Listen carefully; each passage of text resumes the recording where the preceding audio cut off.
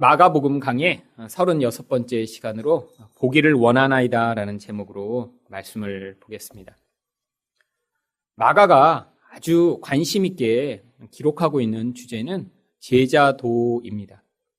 제자도라고 하는 것은 제자로서 어떠한 삶을 살아가는가, 그 제자로서의 삶을 이야기하는 것이죠. 오늘 이 본문에는 이 제자로서의 삶을 보여주는 모델이 되는 한 사람이 등장합니다. 그런데 이상하게도 그 제자도의 모델로 등장하는 이 사람은 우리가 볼 때 이렇게 예수님의 제자로서의 그 삶을 대표할 만한 그런 인물이 아닙니다. 예수님이 제자의 삶을 살아가는 사람이라고 하면 베드로 혹은 야고보 혹은 요한과 같은 그런 훌륭한 제자들이 있는데, 오늘 본문에는 이 제자도의 모델로 한 거지며 맹인인 바디메오라는 사람을 등장시키고 있습니다. 46절입니다. 그들이 여리고에 이르렀더니 예수께서 제자들과 허다한 무리와 함께 여리고에서 나가실 때 디메오의 아들인 맹인 거지 바디메오가 길가에 앉았다가. 이 바디메오에 대해서 묘사하는 오늘 이 46절만 보더라도 이 바디메오가 이렇게 제자를 대표할 만한 인물이 될 수 없을 것 같다라고 하는 그런 생각을 하기에 충분합니다. 왜냐하면 이 바디메오라고 하는 사람의 이름 자체에서부터 이 사람이 별것 아닌 인물임을 알 수 있기 때문입니다. 히브리어에서 바라고 하는 단어는 아들이라고 하는 뜻입니다. 이 디메오라고 하는 뜻은요, 그런데 오염된 이런 뜻을 가지고 있어요. 그래서 바디메오 하면 오염된 사람의 아들 이런 뜻입니다. 그 바디메오라고 하는 사람이 자기 자체의 정체성을 가지고 있는 게 아니라요, 그 아버지라고 하는 사람의 그냥 아들로 불리는 거예요. 왜? 얼마나 별 볼 일 없었으면 그냥 너는 네 자체로 특별한 존재가 아니니까 그냥 누구 집 아들이라고 그렇게 불리자. 근데 그 아버지도 별것 아닌 인물이에요. 이름을 보니까 오염된, 별로 깨끗하지 못하고 별로 이렇게 거룩하지 못한 자라고 하는 그런 이름의 뜻을 가지고 있는 것이죠. 정결함, 거룩함이 아주 중요한 그런 종교적 가치였던 사회에서 오염된 자라고 하는 이름을 가지고 사는 사람이라면 그 사람의 사회적 지위나 영향력이 얼마나 보잘것 없었을지 우리는 유추할 수 있습니다. 그런데 이 사람이 이름만 그런 것이 아닙니다. 이 바디메오는 성경이 맹인이라고 이야기합니다. 인간의 감각 가운데 가장 중요한 것이 눈입니다. 귀는 안 들려도 그냥 생활하는데 물론 불편하겠죠. 힘들겠죠. 그런데 이 눈이 안 보이면 누군가에게 의존하지 않으면 살 수 없는 그런 상황이 벌어집니다. 왜? 사람이 세상을 판단하고 결정하고 살아가는데 이 눈으로 받는 그 정보가 거의 대부분을 차지하거든요. 게다가 이 사람을 거지라고 이야기합니다. 거지라는 건 사회적으로 아무런 능력이 없다라는 거죠. 자기 자신을 내세울 수 있고 자기의 어떤 살아갈 수 있는 능력이 없음을 보여주는 것입니다. 이 사람의 이런 모든 사회적 신분과 영향력을 보여주는 한 상황적 단서가 이 사람이 길가에 앉았다라고 이야기를 하고 있습니다. 맹인이며 거지인데 길 옆에 앉아서 그 주류 사회에 끼지 못한 이 한 사람. 그런데 놀라운 사실은요, 이 공간 복음이라고 불리는 마태복음, 마가복음, 누가복음에서 예수님께 치유받은 사람 가운데 이 바디메오만 유일하게 이름이 등장합니다. 다른 사람들은 다 치료를 받았어요. 근데 그 사람이 누구인지 성경은 전혀 기록하고 있지 않아요. 어떤 한 사람, 어떤 청년, 어떤 소녀 이렇게 이야기하죠. 그가 누구인지 우리는 알 수가 없습니다. 그런데 이 바디메오만 성경에 이름이 기록되어 있어요. 아니, 어떻게 다른 사람은 알지 못하는데 이 바디메오의 이름만 성경에 기록된 것일까요? 이 마가복음은 예수님이 죽었다가 살아나신 이후에 약 30여 년 후인 AD 60여 년경에 기록됐을 것이라고 생각합니다. 이 바디메오 이름이 이곳에 기록된 것은요, 바로 그 이후에 오랫동안 이 바디메오가 예수 믿는 사람들의 그 공동체 안에서 사람들에게 이 바디메오라는 이름만 이야기를 하면 알 수 있는 그런 아주 중요한 기독교 그런 지도자가 되었음을 보여주는 것입니다.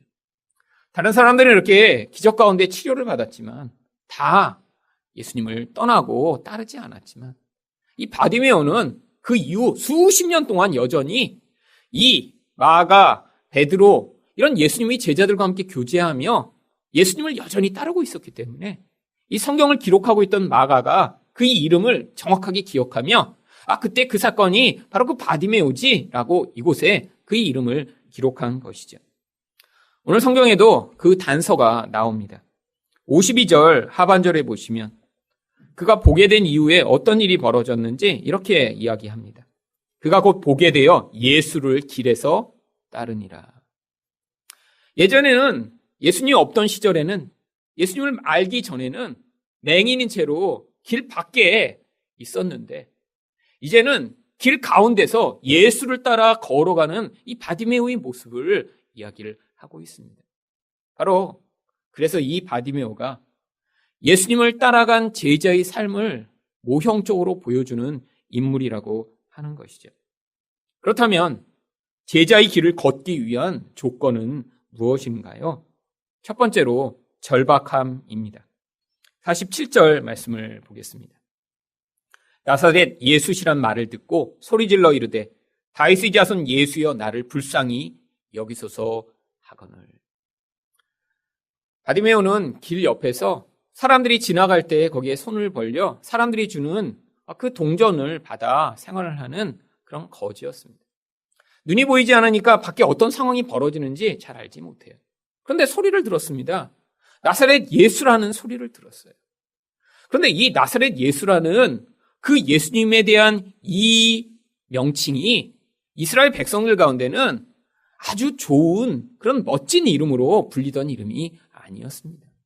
왜냐하면 이 나사렛이라고 하는 동네 자체가 아주 시골의 깡촌이었거든요.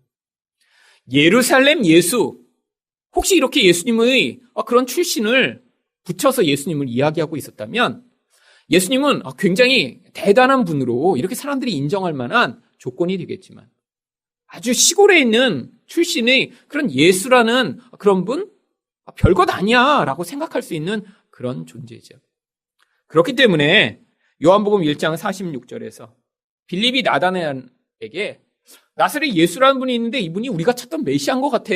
한번 와봐 라고 초대를 했더니 그때 나다나엘이 뭐라고 대답을 하냐면 나다나엘이 이르되 나사렛에서 무슨 선한 것이 날 수 있느냐? 야, 나사렛 같은 그런 동네에서 어떻게 메시아가 나? 그럼 말도 안 돼, 말도 안 돼. 왜죠?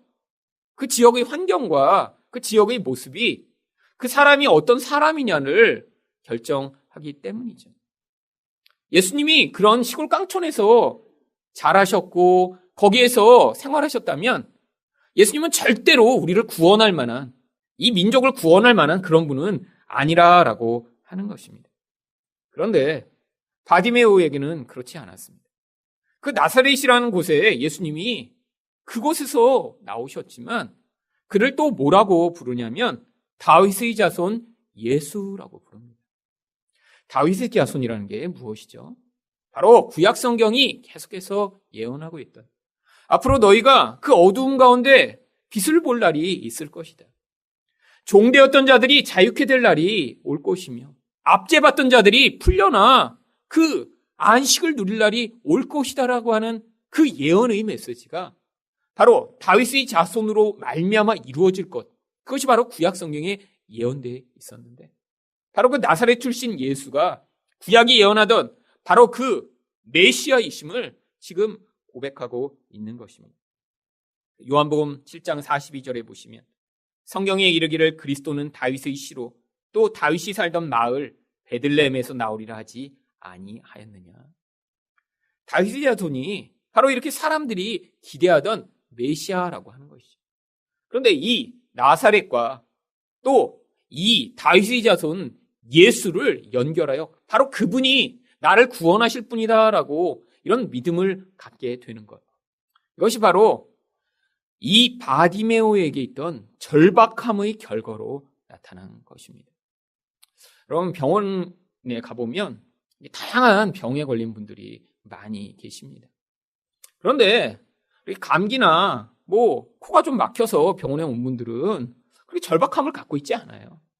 사실 감기에 들렸다고 약을 먹어도 여전히 몇 주 동안 아프고요. 약을 안 먹어도 조금 더 고통하면서 아프겠지만 언젠가 나을 것이라는 확신이 있습니다. 그런데 이렇게 심각한 병에 걸렸다고 생각을 해보세요. 오늘도 제가 오전에 병원을 2군데 이렇게 신방을 갔다 왔는데, 이제 첫 번째 갔던 그 병원에서 이제 이야기를 나누는데, 이제 그분이 이제 지금 암에 걸리셨거든요. 근데 이제 자기 아는 분이 이제 암에 걸려서 이렇게 돌아가신 이야기를 또 해주시더라고요. 근데 이게 암에 걸렸는데 이제 젊은 청년이라 가족이 너무 이제 안타까웠던 거예요. 이제 유학을 하고 와서 이제 한국에서 이제 그 젊음으로 이렇게 뭔가를 해보려고 딱 그랬는데 그때 암에 걸리니까 이 부모가 이 청년 살리려고 모든 것을 다 쏟아부은 거예요. 2년 동안 10억 원을 썼답니다. 이 청년 하나 살리려고. 가진 모든 재산을 쏟아붓고 할 수 있다는 모든 치료를 다 받게 하고 모든 좋은 거를 다 맞았는데 2년이 되지 못해서 죽었다고 하더라고요. 여러분, 이게 바로 절박한 모습이죠. 절박한 사람한테는 이게 좋다고 그러면 그게 2천만 원, 3천만 원, 아니 1억 원이라고 해도 하게 돼 있어요. 그런데 바로 이 바디메오라는 사람에게 이 절박함이 있었던 것입니다. 경제적으로 지금 너무나 가장 정말 생명을 부지하기에 하루하루 힘든 삶을 살고 있어요. 눈도 보이지 않아요. 매일매일이 답답함입니다. 세상이 도대체 어떻게 생겼는지 알지 못한 채로 살고 있어요. 그런 이 바디메오에게 소문이 들립니다. 나사렛이라는 곳에서 한 청년이 나왔는데 이분을 만난 사람들은 눈이 뜨더라.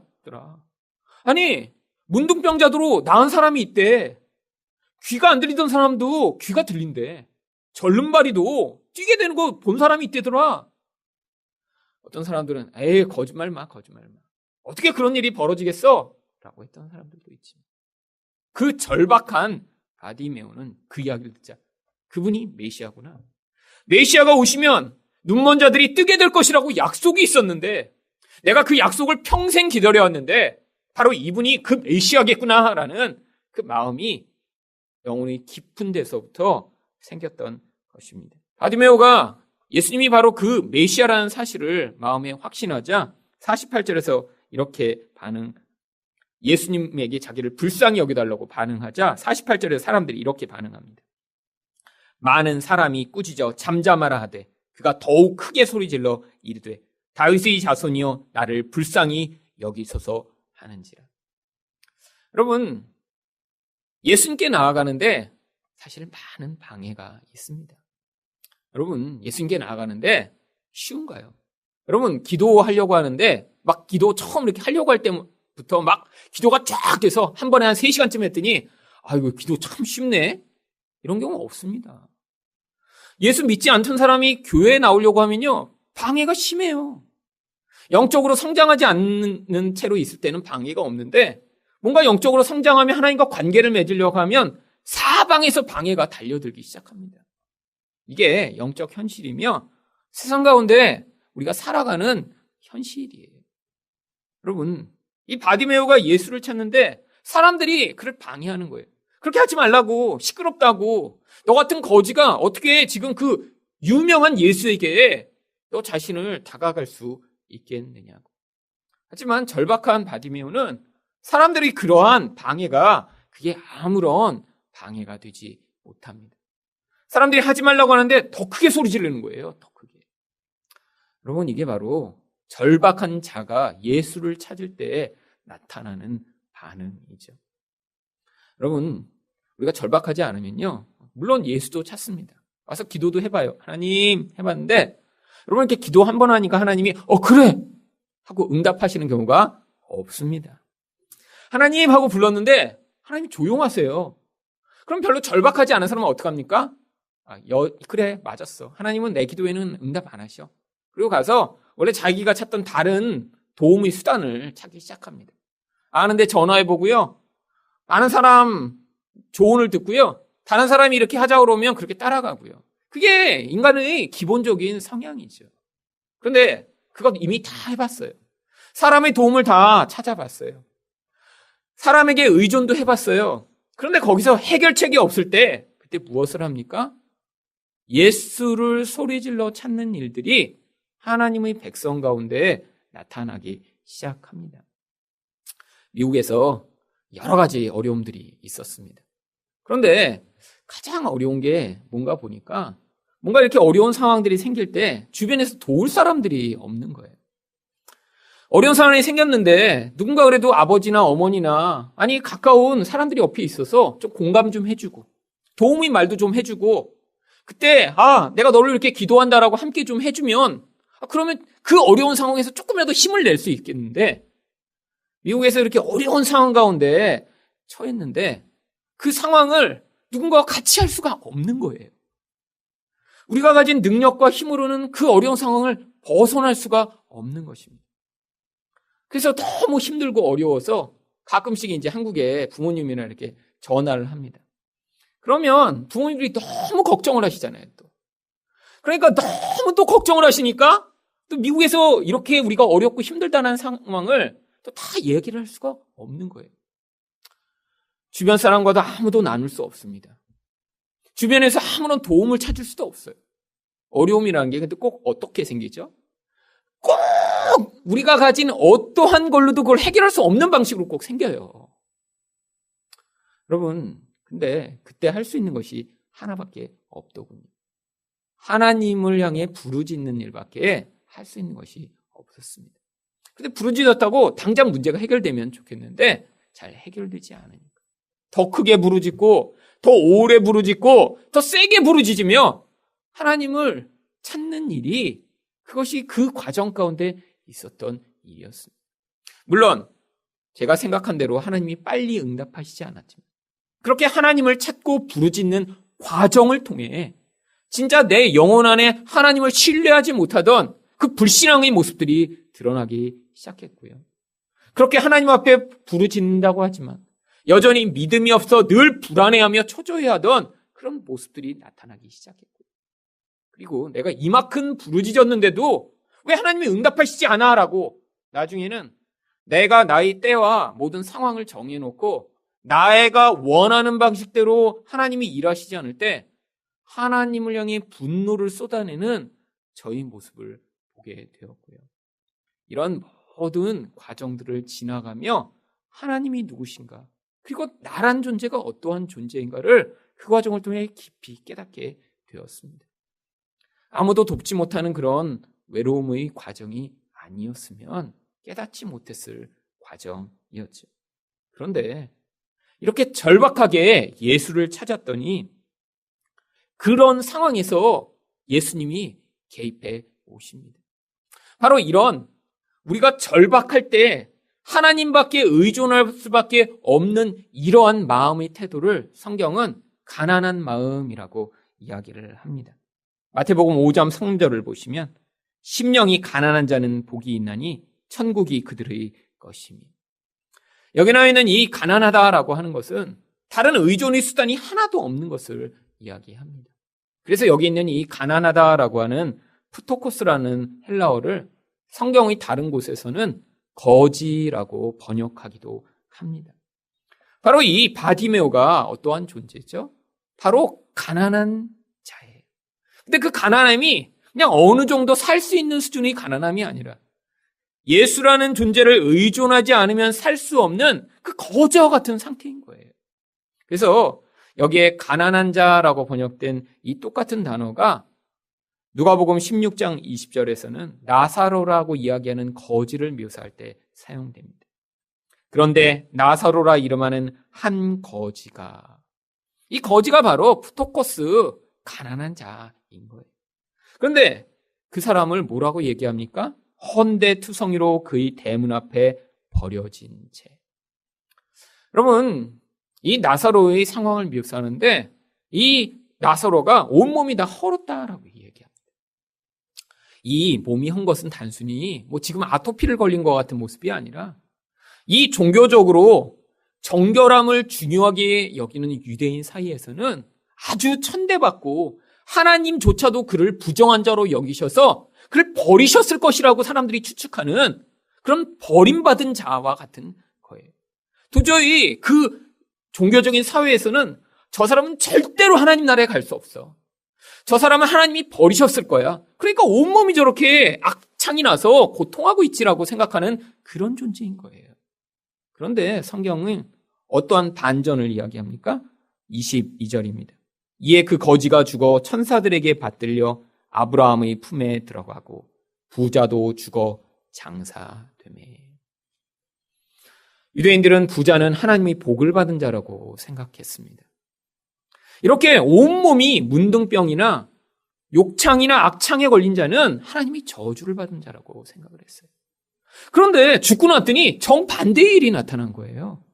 사람들이 생각할 때 절대로 하나님이 복을 받지 못한 자라고 여겼던 이 나사로는 아브라함의 품이라고 이야기되는 하나님의 품 안에 안긴 천국에 들어간 자가 되고요.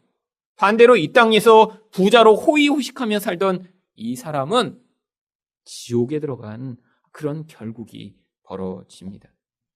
왜죠? 이런 악창이 영적 절박함, 영적 가난함을 만들어 결국 이 나사로가 예수 그리스도를 믿어 그의 은혜를 받는 자리로 인도했기 때문이죠. 이게 바로 바디메오의 모습입니다.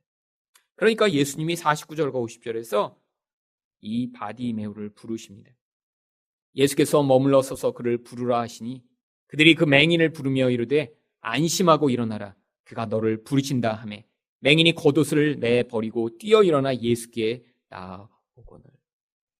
많은 사람이 있었지만 예수님이 이렇게 절박함의 자리에서 예수 이름을 부르며 긍휼을 구하는 자들을 찾으십니다. 그를 외면하지 않으세요. 여러분, 바로 그 자리에서 바디메오가 반응합니다. 겉옷을 내버려요. 왜죠? 이 중요한 기회에 그 겉옷이 자기에게 조금이라도 방해되지 않도록요. 근데 이 겉옷은 이 바디메오에게 아주 중요한 것입니다. 거지니까 겉옷이 다른 옷이 있었겠어요? 여러분, 유대인에게 이 겉옷은 외출복이기도 하지만 밤에는 덮고 자는 이불이기도 하고요. 사실 많은 사람들이 그 겉옷 한 벌을 가지고 몇 년 동안 자기 전 재산으로 여기며 사는 그런 사람들인데 그것이 예수 만나는데 조금도 방해되지 못하도록 집어 던지고 예수를 향해 뛰어가는 이 바디메오의 모습. 이게 바로 절박한 가운데 예수를 만나는 사람들의 모습인 것입니다. 여러분, 하나님이 여러분 인생 가운데 절박한 상황을 만드시나요? 여러분, 바로 그때가 예수님을 만날 때입니다. 여러분, 인생을 사시다 보면 그렇게 예수를 찾지 않으면 안 되는 그런 절박함의 과정들을 지나가게 되어 있어요. 내 인생에선 이렇게 절박한 상황들을 경험하지 않는데. 아니요. 인생이라는 게요, 길고요. 그 과정 가운데 하나님 백성은 반드시 예수를 찾지 않으면 안 되는 절박한 과정을 지나가게 되어 있습니다. 여러분, 그 절박한 과정 가운데 여러분이 하셔야 될 가장 중요한 일이 예수님의 긍휼을 덧입는 것입니다. 절박한 가운데 다른 사람을 찾고 다른 곳에서 도움을 찾을 때 여러분은 절대로 도움을 받을 수가 없어요. 2017년이 바로 여러분이 이렇게 예수의 긍휼을 구하며 그 긍휼을 덧입는 한 해가 되시기를 예수 그리스도 이름으로 축원드립니다. 두 번째로 제자의 길을 걷기 위한 조건은 무엇인가요? 영적으로 눈이 열리는 것입니다. 이 바디메오를 향해 예수님께서 이렇게 물어보십니다. 예수께서 말씀하여 이르시되 내게 무엇을 하여 주기를 원하느냐? 여러분, 이거 너무 빤한 질문 아닌가요?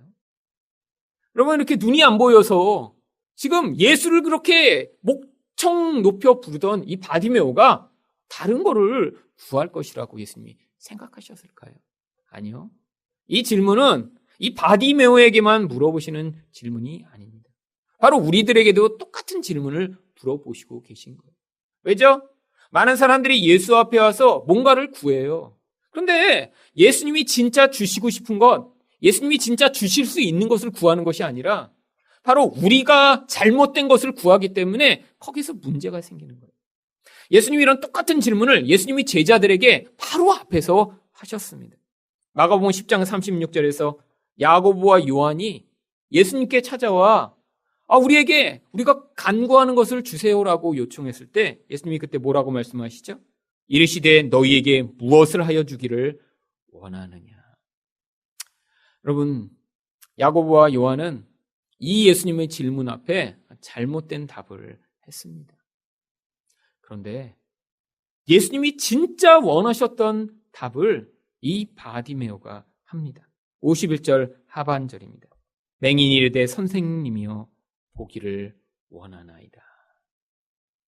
물론 바디메오는 눈을 뜨기를 원한 것이죠. 그런데 예수님이 제자들에게 요구하신 게 이거예요. 지금 왜 제자들은 진짜 중요한 것을 예수님께 간구하고 있지 못하죠? 아직 영적인 눈이 열리지 못해서입니다.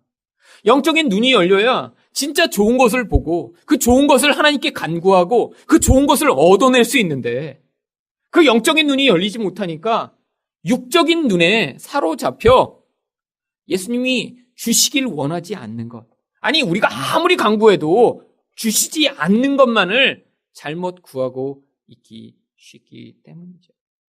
여러분, 우리가 지금 예수님께 간구해야 될 것이 바로 이것입니다. 물론 우리는 지금 육적인 눈을 다 뜨고 있습니다. 그런데 여러분, 예수님께 진짜 간구해야 될 것이 무엇이죠? 영적인 눈을 뜨기를 원합니다라고 간구해야 될 것입니다. 여러분, 진짜 좋은 것을 여러분이 보시면요, 그 다음에는 좋지 않은 것을 쉽게 포기할 수 있어요. 여러분, 세상을 왜 우리가 자꾸 벗어나는 것이 이렇게 어려운가요? 영적인 눈이 열리지 않아서입니다. 그것을 벗어나는 것을 싸우는 것보다 더 중요한 것이요, 하나님 내 눈을 열어주셔서 하늘의 그 영광스러움과 아름다움을 볼 수 있게 하여 주시옵소서라는 기도를 먼저 하셔야 됩니다. 그런데 우리가 그런 영적인 눈이 열리지 않는 몇 가지 이유들이 있습니다. 가장 첫 번째의 이유는 세상 영광에 대한 욕심이 너무 크기 때문입니다. 바로 예수님이 제자들이 그렇습니다. 마가복음 10장 37절을 보시면 여짜오되 주의 영광 중에서 우리를 하나는 주의 우편에 하나는 좌편에 앉게 하여 주옵소서. 예수님이 제자들에게 주시고자 한 것은요, 바로 세상에서 이렇게 높아지는 자리로 가는 것이 아닌데, 제자들은 이 세상 사람들이 이 세상의 살아가는 원리에 따라 가장 높은 곳에 올라가는 것이 가장 축복이고 가장 좋은 것이라고 착각을 하고 있었던 것입니다. 여러분, 그런데 이것이 벗어나기에 쉽지 않습니다. 우리 본성이 자연스럽게 이런 세상에서 높아지는 자리에 서는 것, 그것으로 어떠한 쾌락과 기쁨을 얻어내는 것을 간절히 원하기 때문이죠. 여러분, 예수님이 제자들이 우리를 좌편과 우편에 서게 해달라고 요청하였던 이 요청이 예수님을 따라다니는 초기에 있었던 것이 아닙니다. 바로 예수님이 이제 십자가에 달리러 가시는 그 마지막 순간, 그 여리고 바로 전에서 제자들이 이 요청을 했던 거예요. 3년이나 예수님을 따라다녔는데 아직 눈이 열리지 않았던 것이죠. 또한 왜 이렇게 사람들은 하늘의 영광을 보지 못하는 것일까요? 마태복음 13장 15절 말씀을 보시면 이 백성들의 마음이 완악하여져서 그 귀는 듣기에 둔하고 눈은 감았으니, 죄악이 만들어낸 그 완악함이 바로 이렇게 하나님의 영광을 보지 못하게 만든다는 것입니다. 그렇다면 우리에게는 아무런 길이 없는 것인가요? 영적인 눈이 열리지 않은 사람들은 영원히 그 눈을 열지 못하고 영적 장님으로 살다가 끝나는 것인가요? 아니에요. 이런 영적으로 눈을 감은 자들에게 성령이 임하시고 그들에게 하나님의 은혜가 부어지기 시작하면 바로 그들을 보지 못하게 만들었던 그 어둠으로부터 그들의 눈을 열어 하나님의 영광을 보며 살아갈 수 있는 그 놀라운 은혜가 임하게 됩니다. 그 바로 대표적인 경우가 사도 바울입니다. 사도 바울은 하나님에 대한 열심이 있었지만 그 열심은 잘못된 열심이었습니다. 마치 장님이 이 길이 내가 달려갈 길이야라고 열심히 그 길로 가고 있지만 나중에 보니까 전혀 엉뚱한 길로 달린 것처럼 사도 바울이 그런 인생을 살았죠. 그런데 그가 다메섹에서 예수님을 만납니다. 그리고 나서 이 사도 바울을 아나니아라고 하는 선지자가 기도해 주는데요. 사도행전 9장 17절과 18절 말씀입니다. 아나니아가 떠나 그 집에 들어가서 그에게 안수하여 이르되 형제 사울아 주 곧 내가 오는 길에서 나타나셨던 예수께서 나를 보내어 너로 다시 보게 하시고 성령으로 충만하게 하신다 하니. 여기에 중요한 단어가 두 가지가 나옵니다. 한 가지는 뭐예요? 보게 하시고. 여러분, 지금 사도 바울이 눈이 안 보이지만 단순히 그 육신의 눈만을 띄워주겠다는 게 아니에요. 그 사도 바울이 진짜 보지 못하던 영적 눈을 이제 열어주시겠다는 거예요. 근데 그 일이 어떻게 일어납니까? 성령으로 충만케 하심을 따라 일어난다는 거예요. 그래서 기도해 줬더니 18절에서 무슨 일이 벌어집니까? 즉시 사울의 눈에서 비늘 같은 것이 벗어져 다시 보게 된지라. 여러분, 여기 나오는 이 비늘, 눈에 뭔가 껴서 이렇게 안 보인 게 아니라요, 우리들에게 모형적으로 보여주고 있는 거예요. 지금 우리가 이 육적인 눈에 사로잡혀 살아가는 이유가 바로 우리 눈앞에 이렇게 덮개 같은 것들이 덮여 있어서 우리가 세상을 볼 때 하나님의 그 영적 세계를 바라보지 못하고 살고 있다는 거예요. 그런데 이것이 언제 벗어나게 된다고요? 성령이 충만하여 우리가 그 하나님의 영광의 나라를 보게 되는 일이 있으면 그 세상에 묶여진 자리로부터 하나님의 나라로 우리의 자리가 옮겨지게 됨을 보여주고 있는 것입니다. 마지막으로 제자의 길을 걷기 위한 조건은 무엇인가요? 믿음입니다. 52절 말씀을 보겠습니다. 예수께서 이르시되 가라 내 믿음이 너를 구원하였느니라 하시니 그가 곧 보게 되어 예수를 길에서 따르니라. 바로 이 바디메오는 믿음을 가졌습니다. 그런데 이 믿음이 어떤 믿음이냐면 예수를 그 이후에도 충실하게 계속 따를 수 있는 그런 믿음이었습니다.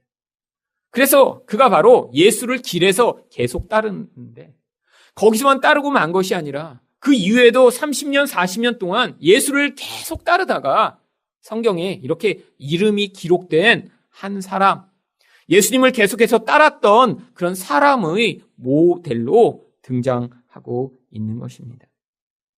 그런데 어떤 믿음의 경우에는 이런 열매를 맺지 못하는 믿음이 있기도 합니다. 겉모습 가운데는 믿음이 있는 것처럼 보이지만 그렇지 않은 경우들이 많이 있죠. 그래서 마태복음 7장 16절과 17절은 바로 그 사람이 행하는 종교적인 모습이나 삶의 모습이 아니라 그가 만들어내는 열매를 통해 그의 본질이 무엇인가를 평가하도록 이렇게 이야기하고 있습니다. 그들의 이 열매로 그들을 알지니 가시나무에서 포도를 또는 엉겅퀴에서 무화과를 따겠느냐? 이와 같이 좋은 나무마다 아름다운 열매를 맺고 못된 나무가 나쁜 열매를 맺나니. 열매는 하나님이 주시는 생명의 결과가 겉으로 드러나게 되는 것입니다. 근데 우리는 아무리 노력해도 못된 열매밖에 맺을 수가 없어요. 참된 예수를 믿는 믿음을 통해서만 이 좋은 열매를 만들어내는 것입니다. 근데 왜 믿음이 있어야 좋은 열매가 나오죠? 믿음이란 것은요, 예수 외에는 내가 다른 것을 의존하지 않습니다라고 하는 우리 전적 의존을 표현하는 단어이기 때문이에요. 여러분, 우리가 돈을 그렇게 의존하면 돈에 대한 어떤 결과가 나오게 되어 있습니다.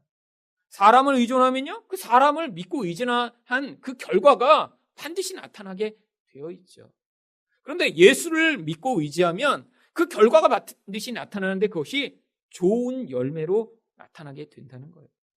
여러분, 돈을 다 의지하죠. 돈을 의지했더니 어떤 결과가 있나요? 좋은 결과가 아니라요, 돈은 우리를 늘 배신합니다. 아무리 돈을 움켜쥐고 그것이 나를 지켜줄 것 같고 그것이 나에게 기쁨을 줄 것 같아도요, 거짓말이에요. 여러분, 그래서 사람을 의지하죠. 여러분, 사람이 어떻게 사람을 의지하지 않을 수 있나요? 애인을 의지하고요, 배우자를 의지하고요, 자식을 의지하고요, 부모를 의지하는 게 인간인데, 여러분, 인간은 다 연약한 존재예요. 자기 한 몸 건사하기도 쉽지 않은 것이 인간이에요.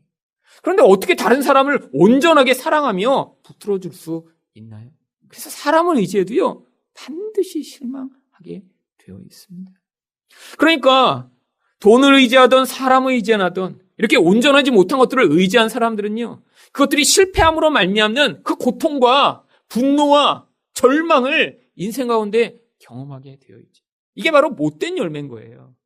하나님이 분명히 우리 안에서 사랑의 열매, 의의 열매, 평화의 열매를 맺기 원하시는데 우리가 예수의 다른 것들을 의지했더니요, 그게 온전하지 않으니까 우리 안에서 또 그 불완전한 결과가 반드시 나타나 나를 고통케 하며 다른 사람들을 고통케 하는 것입니다. 여러분, 사람에 대해서 지금 분노하고 계신가요? 여러분이 지금 잘못하고 계셔서 그래요. 사람은 의지할 대상이 아니에요. 어떤 대상이 온전하겠지? 저 사람이 나를 잘 지켜주겠지? 저 사람은 건강하겠지? 아니요. 사람을 그렇게 의지하고 나면 실패하니까, 좌절하니까 우리 안에서 분노가 치밀어 오르고 화가 나는 거예요. 그러면 사람은 의존할 대상이 아닙니다. 사랑할 대상이에요. 그런데 예수는 의존할 대상이에요. 왜 예수만 의존할 수 있죠? 예수는 온전하신 분이시니까요. 그 예수는 우리를 사랑하시니까요. 그 예수는 틀림이 없으시니까요. 그 예수는 육적인 부분 아니라 우리 영적인, 우리 미래까지도 책임지시는 하나님이시니까요. 그래서 다른 것 의존하지 않고 오직 예수만 의존하면 우리 안에 좋은 열매가 만들어지게 되어 있는 것입니다. 그런데 우리가 이렇게 예수 의존하지 않고 다른 것 의존할 때 우리가 좋은 열매가 아니라 나쁜 열매들을 만듭니다. 우리가 열매를 맺지 못하는 이유에 대해서 그래서 마태복음 13장 20절과 21절은 이렇게 이야기합니다. 돌밭에 뿌려졌다는 것은 씨 뿌리는 자의 비유죠.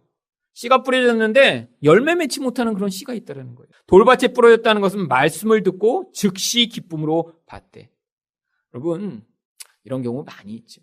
말씀을 들었는데 은혜로운 것 같다. 여러분, 우리 자신이 예수 온전히 믿으려면 우리 자신이 어떠한 존재인가를 명확히 알아야 돼요. 예수 아니고는 살 수 없는 존재라는 사실을 깨닫고 나의 이 죄의 문제, 영혼의 어둠의 문제는 예수 외에는 도와주실 분이 없다라는 사실을 의존하는 자리에 서서 우리가 순간순간 예수님 도와주세요. 나는 스스로 내 인생을 책임질 수 없습니다. 하나님, 나를 불쌍히 여겨주세요라는 이 바디메오의 마음을 갖게 되는 것. 이게 바로 성경이 우리에게 요구하고 있는 것이에요. 여러분, 그런데 이렇게 돌밭에 뿌려진 사람은 어떻습니까? 21절에 보시면 그 속에 뿌리가 없어 잠시 견디다가 말씀으로 말미암아 환난이나 박해가 일어날 때는 곧 넘어지는 자예요. 여러분, 환난이나 박해가 왜 일어난다고요? 말씀으로 말미암아. 이 사람이 받은 말씀이 진짜인가 가짜인가를 확인하기 위해 환난이 온다는 거예요. 여러분, 근데 가짜는 어떻게 돼요? 그 말씀을 진짜로 의존하지 않았기 때문에 거기에서 걸려 넘어져 버리는 거예요. 잠시 기뻐하는 것 같았지만 그 기쁨이 지속되지 못하는 거예요. 그런데 또 다른 종류의 열매 맺지 못하는 상황이 있습니다. 마태복음 13장 22절이 가시떨기에 뿌려졌다는 것은 말씀을 들으나 세상의 염려와 재물의 유혹에 말씀이 막혀 결실하지 못하는 자요. 세상에 대한 의존이 너무 큰 거예요. 하나님을 만나기 전에 이미 너무 의존하는 것이 많았어요. 그것으로 예수 말고 자기의 의존과 힘의 근원을 삼고 있었어요. 대표적인 사람이 누구죠? 최순실입니다. 최순실. 여러분, 최순실 그 아버지는 이단을 창시한 사람이지만 최순실과 그 딸 정유라는 강남에 있는 큰 교회라고 하는데 어떤 교회인지는 모르겠어요. 거기까지는 알아보지 않았는데 열심히 교회 몇 년 동안 다녔습니다. 헌금도 아주 열심히 냈어요. 그래서 그 교회에서 헌금 내역 봉투를 이제 다 공개를 했죠. 다 거기 써 있습니다. 우리 유라 승마대회에서 꼭 1등하게 해주세요. 그러면서 헌금 많이 냈어요. 그런데 하나님을 온전히 의존한 게 아니에요. 보장의 수단으로 그냥 큰 교회에 가서 그 신이 있다고 하니까 그냥 내가 가진 힘과 내가 가진 능력으로 살지만 그 힘만으로 되지 않는 영역에서 조금 도움을 받고자 한 것이죠. 결국 자기가 붙들고 있던 재물과 힘이 그를 망하게 하는 것을 우리는 지금 목도하고 있습니다. 여러분, 그런데 하나님 백성에게는요, 이런 세상에 대한 의존이 없나요? 우리는 정말 복음을 즐거워하나요? 아니요. 제가 성경을 연구하면서 제가 고통스러웠던 게 그거예요. 제가 이 말씀을 싫어하더라고요. 제가 죄인이라고 얘기하는 게 자꾸 싫어요. 저는 제가 괜찮은 사람인 줄 알았거든요. 그래서 20대 때 조금 고난을 겪고 나서 이제 완전해진 그런 거룩한 그런 사람으로 바울 사도의 수준으로 앞으로 인생을 살아가며 열매만 많이 만들어낼 줄 알았는데 그게 아니라는 사실을 말씀을 통해 늘 발견하며 그 말씀을 통해 발견할 때마다 환난이 와서 내가 진짠가 가짠가를 확인할 때마다 정말 속에서 너무너무 분노가 치밀어 오르기 시작했습니다. 왜요? 말씀이 보여주는 나의 본질이 사실이었거든. 이기적이고 쾌락을 사랑하고 너무나 안정을 추구하고 사람을 사랑하지 못하고 하나님을 의존하지 못하며 여전히 세상에서 높아지고 싶어하는 그런 이 세상과 짝한 자기 중심성으로 똘똘 뭉친 이기적이고 악한 놈. 근데 그게 저라는 사실을 인정하는 게 너무너무 고통스러웠죠. 저는 세상의 힘을 의존하지 않았네요. 세상의 힘을 의존했는데 늘 돈이 없었으니까 그렇게 힘들었던 거죠. 돈이 있었으면 그렇게 힘들지 않고 아마 더 꼭 붙들고 그렇게 살아갔을 텐데. 늘 가난했고 늘 돈이 없어서 힘드니까 그게 그렇게 고통스럽고 힘들었던 것이죠.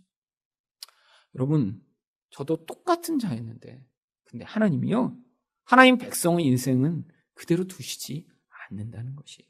그래서 하나님이 히브리서 12장 11절에 보시면 무릇 징계가 당시에는 즐거워 보이지 않고 슬퍼 보이나 후에 그로 말미암아 연단받은 자들은 의와 평강의 열매를 맺느니라.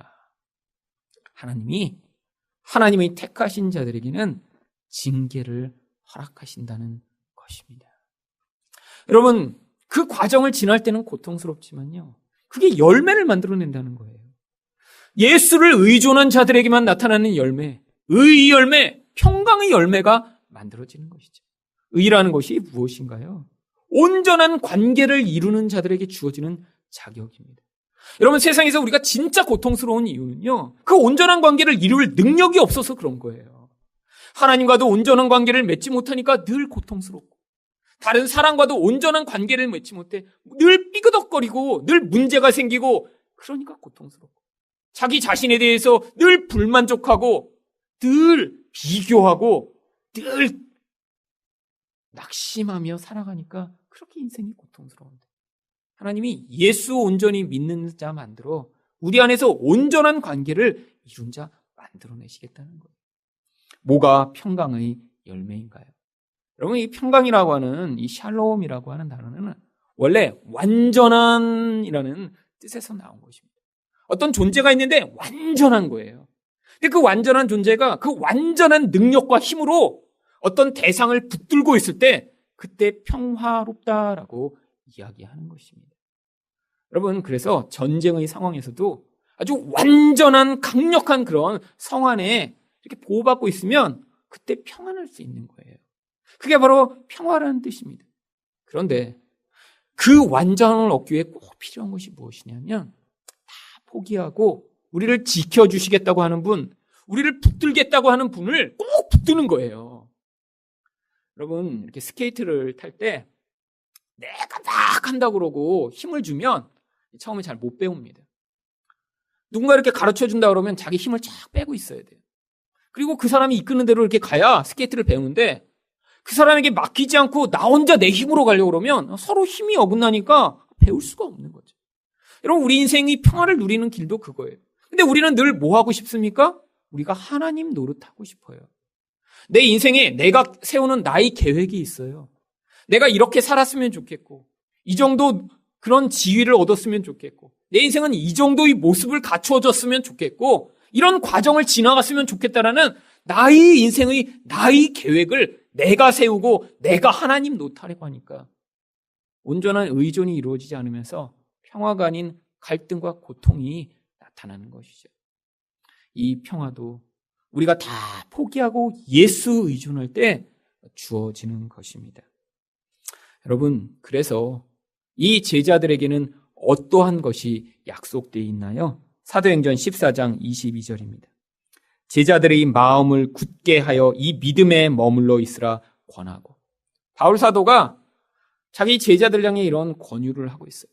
그런데 어떤 상황에서 이 권유를 하냐면요, 돌에 맞아서 사람들이 죽은 줄 알고 바울을 던져놓고 숨을 안 쉬니까 죽었구나 그러고 떠난 그 상황에서 하나님이 다시 바울을 살려주세요. 그래서 거기서 다시 일어나갖고 그 다음에 성에 들어와서 자기 제자들에게 지금 이렇게 권고하는 거예요. 또 우리가 하나님의 나라에 들어가려면 많은 환난을 겪어야 할 것이라. 바로 이 환난이 우리로 하여금 열매 맺는 자, 하나님 나라에 속한 자 되도록 만들어 가신다는 것입니다. 여러분, 2016년에 어려운 일들이 많이 계셨나요? 너무너무 힘들어서 정말로 다 포기하고 싶은 그런 과정을 지나가셨나요? 하나님이 여러분을 그 환난과 양육으로 예수 믿는 사람 되게 만드시기 위해 허용하신 과정이라고 믿습니다. 여러분이 겪으신 그 고통의 깊이만큼 여러분은 예수님의 제자의 삶을 한 걸음 더 사신 것이세요. 여러분, 2017년에 우리가 무엇을 기대하고 기도해야 할까요?